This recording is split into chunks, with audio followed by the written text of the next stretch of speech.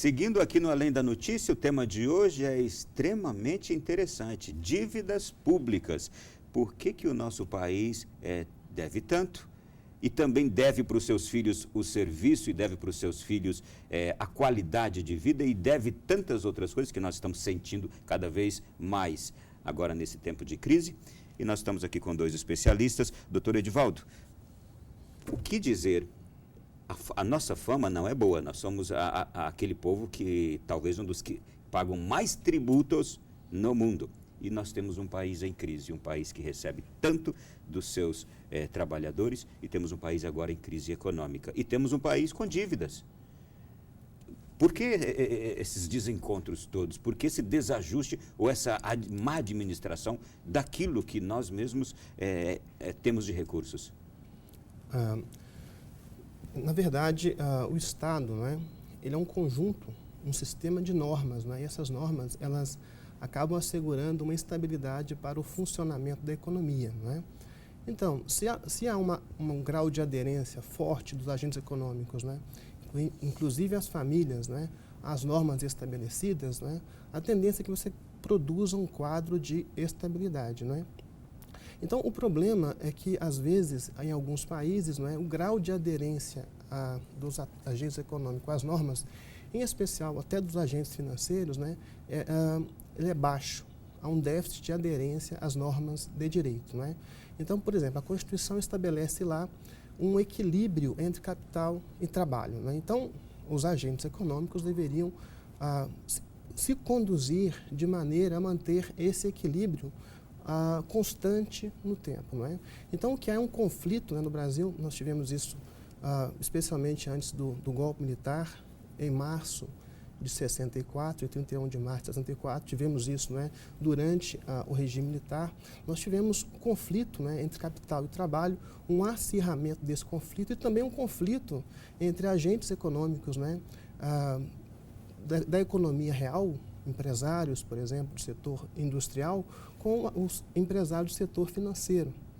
Então, você tem um conjunto de conflitos e acaba que os interesses das partes em conflitos, interesses faccionais, interesses que não são interesses do Estado, mas daquele setor, acabam se impondo e distorcendo o próprio direito. Então, essa baixa aderência dos agentes econômicos às normas estabelecidas acaba que gera uma crise, e essa crise, na verdade, ela acaba redundando em juros, porque, na verdade, tem essa parte toda que a professora, que a doutora Maria Lúcia Fattorelli está mostrando, que é uma luta política em torno do resultado dívida, como você vai controlar a dívida lá na sua resultante. Mas tem as partes também, tem a parte dos fundamentos da dívida. Por exemplo, o Brasil ele começa de forma preocupante a aumentar o seu endividamento nos últimos anos, especialmente a partir do ano passado. Então, a dívida total do Estado, que vinha caindo desde o final dos anos 90, ela começa, então, de novo a subir de forma preocupante, porque os agentes financeiros começam a produzir expectativas negativas em torno da economia do Brasil. Em parte, há sim uma má-fé desses agentes econômicos, porque quanto pior para o agente especulativo, melhor. Então, acaba que o brasileiro trabalha para pagar imposto. Isto é, quanto pior o estado da economia, para os agentes especulativos é melhor. Melhor. Eles ganham mais dinheiro no momento de crise. Exatamente. Então, você veja, a população brasileira é tributada em 40% dos seus rendimentos brutos, e o Estado arrecada esse dinheiro e passa, grande parte dele para o setor financeiro. Então, na verdade, você tem as pessoas, a população brasileira trabalhando para manter um sistema financeiro que não tem nenhum compromisso com os direitos da sociedade brasileira. Então, esse que é um grande problema. A sociedade brasileira tem que tomar conhecimento dos fundamentos da dívida. E eu já tomo exatamente esse quadro que o senhor acaba de nos mostrar aqui, e o transfiro para aquele discurso do Papa Francisco contra aspectos do capitalismo que destroem o ser humano, que destroem o indivíduo. Porque é isso, 40% dos impostos que nós pagamos, e pagamos caríssimo, porque 40% é uma exorbitância, eles são transferidos para o governo, que por sua vez transfere para esse mercado financeiro, que é um explorador, um especulador injusto, é um terrível especulador. É este aspecto, é contra isto que tem falado tanto o Papa Francisco e sendo mal interpretado, chamado por aí de comunista. Então, atenção para o que tem dito o Papa Francisco. É contra isto aqui, que a gente acabou de escutar. O exemplo que o senhor nos trouxe foi fantástico, doutor. Não é? Sim, porque esse modelo é predatório, né? Aonde vai levar esse modelo? Esse modelo econômico que explora as pessoas, explora a atividade produtiva que gera emprego e gera produtos e explora a natureza. No Laudato Si, o Papa Francisco falou da natureza também, da dívida ecológica, Sim. não é? Então, todo esse modelo que não tem escrúpulos para explorar as pessoas, o setor produtivo e a natureza, ele não tem limites. Ele não tem limites. Então, nós estamos aí com várias expectativas extremamente negativas, até em relação à própria vida no planeta, não é? E isso está ligado com essa questão financeira, porque à medida em que você chega nessa situação que o Brasil chegou, em que a atividade da economia real está em franca decadência, as pessoas com menos recursos, por causa do desemprego e do arroxo salarial, elas compram menos. Está aí o dado do comércio, o comércio em queda. Se elas compram menos, o comércio vai demandar menos da indústria. A indústria vai produzir menos ou vai até fechar, porque não tem o giro, não é? Ela não tem como buscar financiamento, porque os juros de mercado no Brasil são abusivos, chegam a mais de 200% ao ano. Qual indústria que tem condição de sobreviver com uma taxa dessas? É impossível. Então, você vai levando a economia para o chamado ciclo vicioso, em que, se a indústria não tem, ela vai fechar, ela vai produzir mais desemprego. É menos dinheiro na mão da população, menos comércio, menos demanda da indústria, mais desemprego. E aí, vai para o fundo. É por isso que quando veio a crise de 2008 na Europa e nos Estados Unidos, eles emitiram moeda e injetaram moeda na economia. O que nós não estamos fazendo agora. Nós estamos fazendo o contrário. O Banco Central enxuga a moeda dos bancos. Tem um tipo de mecanismo que o Banco Central exerce, que se chama operação de mercado aberto ou operação compromissada, que ele faz com os bancos. Ele mede, eu já falei do volume da base monetária, ele estabelece uma base monetária muito baixinha, de menos de 5% do PIB. Todo o dinheiro, toda a moeda em circulação acima desse patamar, ele entende que vai gerar inflação. Então, o que ele faz? Recolhe essa moeda e entrega títulos da dívida pública para os bancos.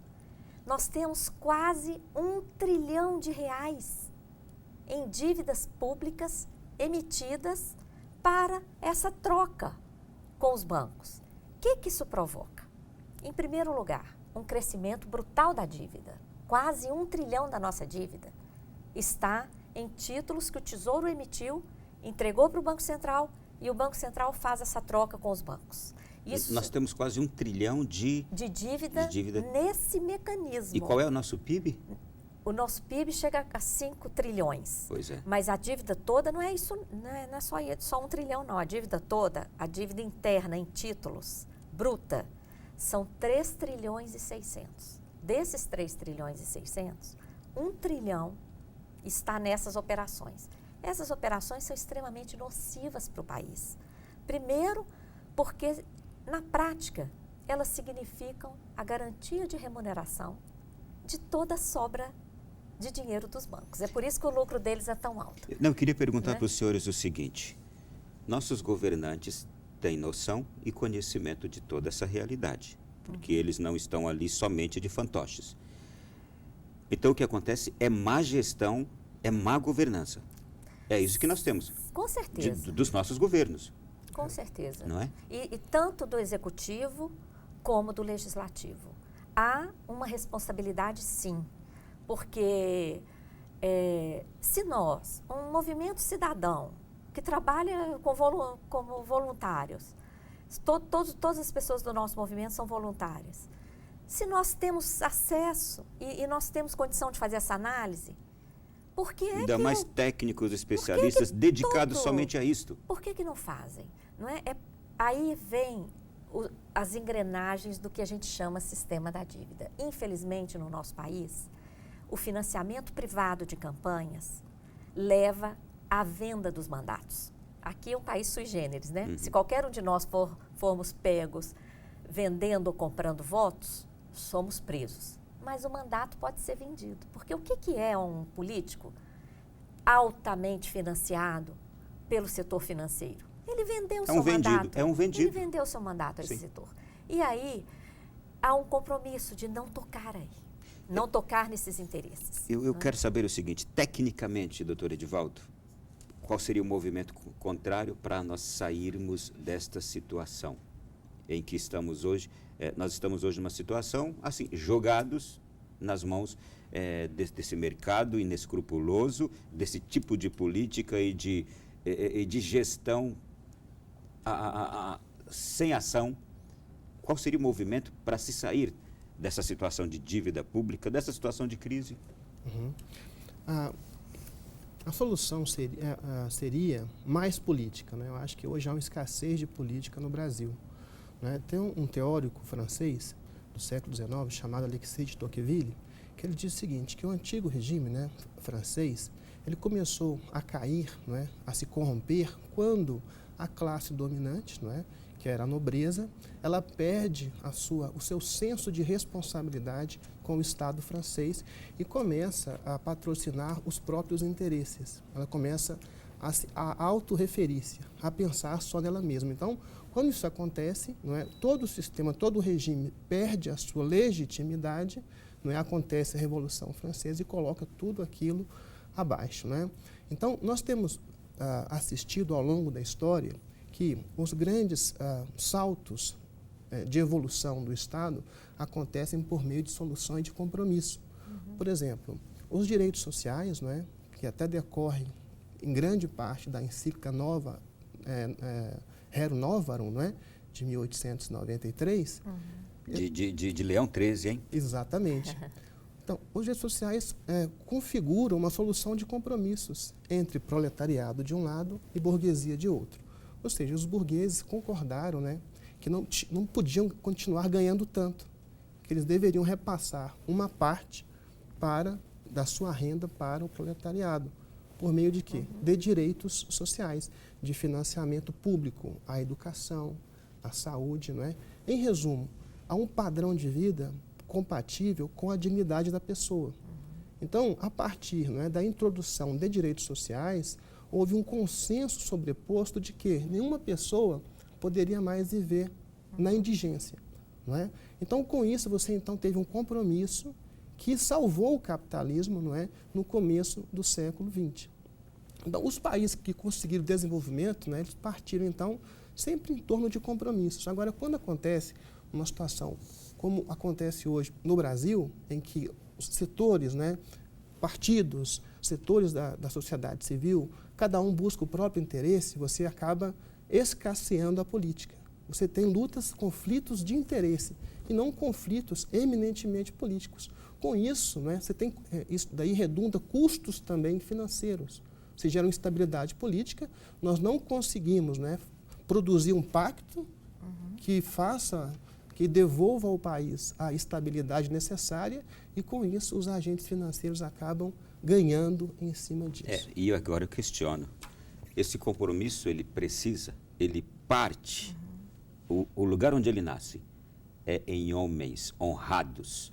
Onde estão e quem são esses homens capazes de firmarem este pacto, este compromisso para que a gente mude esse círculo vicioso que nós temos hoje e para que a gente saia dessa situação. A encíclica, esse documento de Leão XIII que o senhor cita, Rerum Novarum de 1893, é fabulosa até os dias de hoje. Ela é atualíssima, inclusive para os dias de hoje. É um documento belíssimo para ser estudado.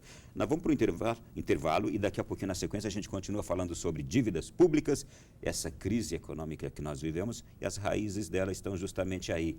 Estão faltando homens de honra nesse país para tomarem as decisões e assumirem os compromissos necessários. A crise está aqui dentro, olha. A gente volta já.